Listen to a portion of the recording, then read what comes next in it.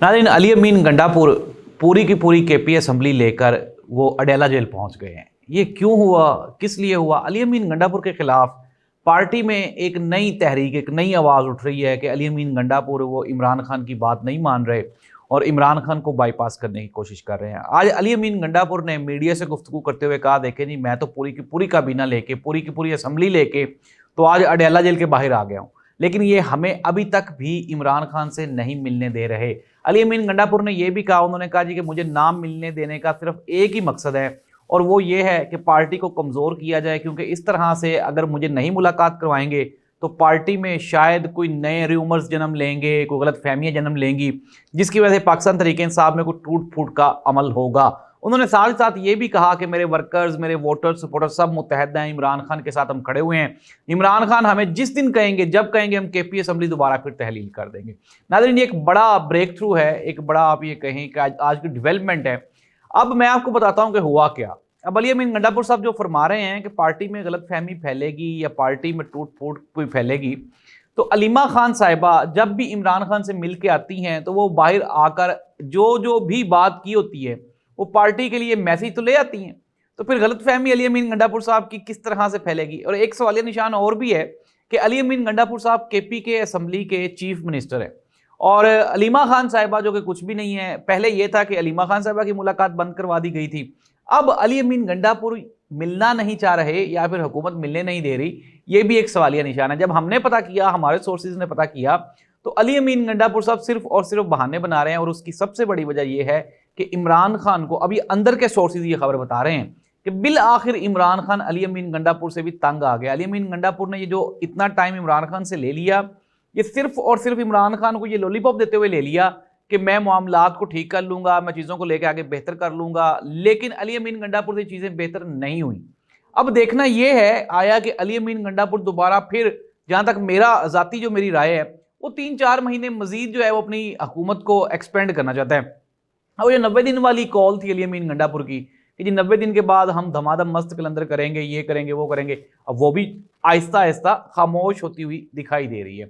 अब नाज़रीन, पाकिस्तान तहरीक इंसाफ वो सिर्फ और सिर्फ इमरान खान है।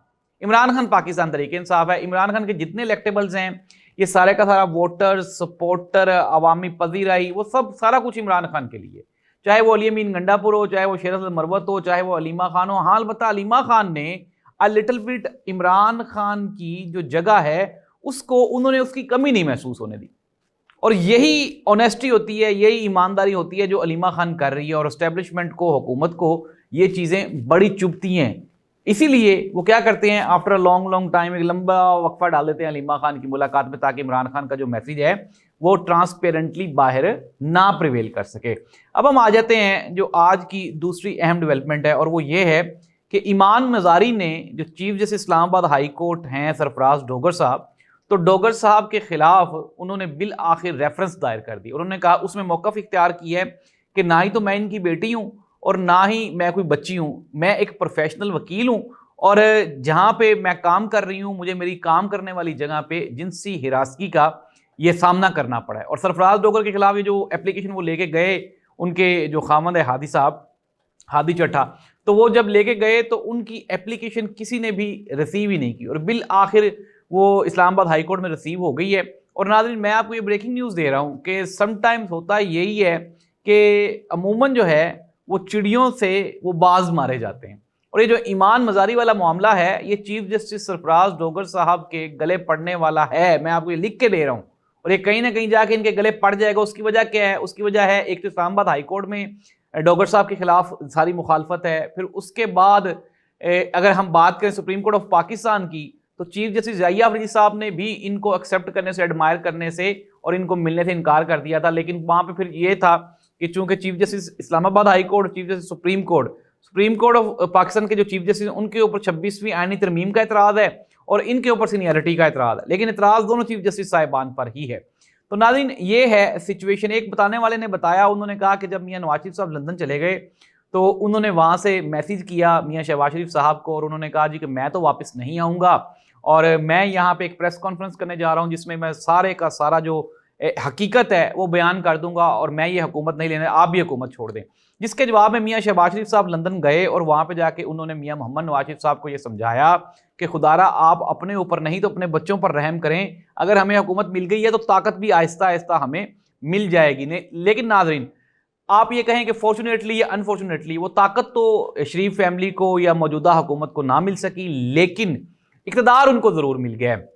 اب ناظرین خبریں کیا ہیں؟ بڑی انٹرسٹنگ خبریں ہیں. خبریں یہ ہیں کہ جو عدالتی بحران ہے پاکستان میں وہ شدت اختیار کرنے والا ہے. بریکنگ نیوز ہے، میں آپ کو یہ آج بیفور ٹائم ایک خبر بتا رہا ہوں کہ Pakistan supreme court of Pakistan, Islamabad high court, پھر اس کے بعد جو دوسرے ہائی کورٹس ہیں وہاں پہ یہ جو بحران ہے یہ شدت اختیار کرے گا اور یہیں سے یہ جو معاملہ ہے یہ آگے چلے گا. پاکستان تحریک انصاف میں جو علی امین گنڈا پور صاحب کی سیٹ ہے وہ 90% متنازع ہو چکی ہے، اور اس کی سب سے بڑی وجہ علی امین گنڈا پور کے وہ کارنامے ہیں جو انہوں نے پی ٹی آئی کے خلاف حکومت کے ساتھ رہ کر انہوں نے کیے ہیں. اب آگے چل کے علی امین گنڈا پور کے لیے سروائیو کرنا اس لیے مشکل ہے کیونکہ سارے کا سارا ووٹ تو عمران خان کا ہے، عوام کا اعتماد تو عمران خان پہ ہے نا. علی امین گنڈا پور تو صرف سیٹ انجوائے کر رہے ہیں. اور ناظرین پاکستان کی یہ جو سیاست ہے اس میں کب تبدیلی آتی ہے؟ ہم جب پاکستان تحریک انصاف حکومت کر رہی تھی تو تب بھی لگ ایسے ہی رہا تھا کہ اسٹیبلشمنٹ کے ساتھ، جنرل باجوہ صاحب کے ساتھ ایک ہی سیٹ پر ایک ہی پیج پر ہیں، لیکن بعد میں پھر پتا چلا کہ وہ جو پیج ہے وہ تو 6 مہینے کے بعد ہی پھٹ گیا تھا. اور according to P M L N وہ کہتے ہیں 2019 میں ہی ہمیں آفر ہونا شروع ہو گئی تھی تو کووڈ آ گیا، ورنہ عمران خان کو تو صرف 6 مہینے کی جو حکومت تھی اس کے بعد ہی الگ کر دیا جانا تھا. لیکن اللہ تعالیٰ کے بھی کئی احکامات ہوتے ہیں، اور یہ جو عمران خان کی 3 سالہ حکومت ہے یہ صرف اور صرف اس لیے تھی کہ چند اچھے کام وہ کر جائے تاکہ ہمیں یہ اندازہ ہو جائے کہ اگر اس ملک میں کوئی ایماندار سیاستدان لیڈر آئے گا تو یہ ملک بہتر ہو جائے گا. یہ بالکل بھی نہیں ہے کہ کوئی پاکستان کی جو جڑیں ہیں وہ خراب ہیں، پاکستان میں کوئی بنیادی خرابیاں نہیں. پاکستان کے یہ جو سیاستدان ہیں اگر یہ ٹھیک ہو جائیں تو پاکستان میں بہتری آ سکتی ہے. 6 روٹیاں اور 3 جو کیلے ہیں ان کے لفافے کے اوپر محترمہ مریم نواز صاحبہ کی تصویر آج بھی سیلاب زدگان کو ان کو ڈرا رہی ہے، ان کو خوفزدہ کر رہی ہے. لیکن حکومت کو جس نے بھی یہ مشورہ دیا ہے وہ حکومت کا دوست نہیں ہے، وہ حکومت کا دشمن ہے. کچھ لوگ یہ بھی کہتے ہیں کہ اگر کوئی پرائیویٹ بندہ بھی وہاں پہ کوئی کھانا لے کے جائے تو کہتے ہیں پہلے اس کے اوپر مریم نواز صاحبہ کی تصویر لگا کے لائیں پھر آپ کو یہ دینے جائے گا. ناظرین پورے کا پورا علی پور ڈوب گیا، اس کے علاوہ جلال پور ڈوب گیا، ناظرین شجاع آباد ڈوب گیا. اور یہ جو سیلاب کی تباہ کاریاں ہیں یہ اتنی نہیں ہونی تھیں اگر 1% بھی ایمانداری سے پلاننگ کی جاتی اور صحیح مقامات سے بند توڑے جاتے اور ان پانی کا رخ صحیح طرف موڑا جاتا تو یہ نقصان نہیں ہونا تھا. یہ سب کچھ جو بھی اس ملک میں نقصان ہو رہا ہے اس کی 90% جو رسپانسیبل ہے، ذمہ دار ہے، وہ پنجاب حکومت اور پی ایم ایل این کی مرکزی حکومت ہے. ناظرین اس دعا کے ساتھ کہ اللہ تعالیٰ ہمارے یہ جو امتحانات ہیں ان کو ایز سون ایز پاسبل ختم فرمائے اور معاملات زندگی جو ہیں وہ آگے بڑھیں تاکہ ملک ترقی کر سکے. اللہ حافظ.